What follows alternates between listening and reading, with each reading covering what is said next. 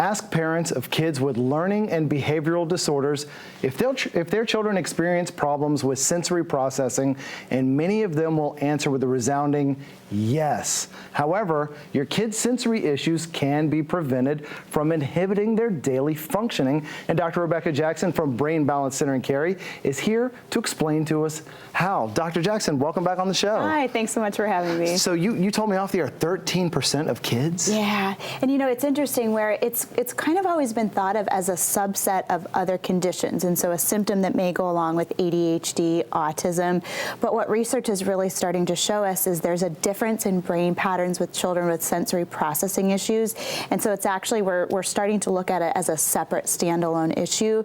So just because a child is struggling with sensory processing doesn't necessarily mean that they're going to have ADHD, autism, or other complications. It's a completely different issue. Completely different issue that's often seen together, but it can also be separate. And so it's important to isolate it to figure out exactly what it is. What are some of the signs that we need to be looking for in our children? Yeah, you know, we'll kind of paint a picture and then we'll talk about the specifics. But again, what you and I were talking about off the air is we all assume that we see things and experience things the same as other people. So a child learning to ride a bike, that little bit of a wobble that you may feel with training wheels for you and I, for a child that processes sensory information differently, that little bit of a wobble may feel like a massive swing.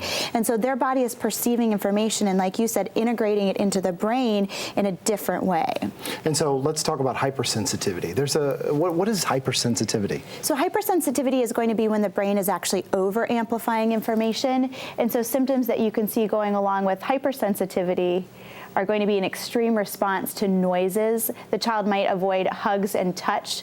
The child may be fearful of crowds and doesn't like to be high off of the ground. It can often struggle with balance because, again, their brain is misinterpreting this information. And the opposite of that is hyposensitivity? Correct. All right, what are some of those symptoms? So symptoms that can go along with hyposensitivity might be a constant need to touch people, so that compulsive touching with the child. The child may struggle to understand personal space and boundaries. The child may present a little more clumsy and uncoordinated.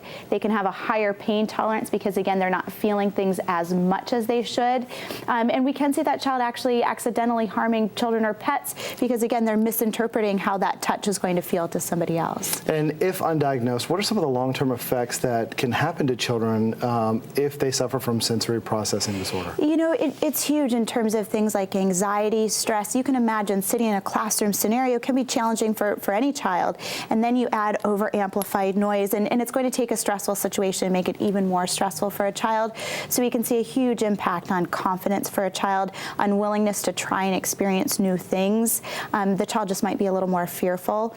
And again, we can just really see those confidence pieces impacted with a child. So if you're a parent, bring them to Brain Balance. How can Brain Balance help?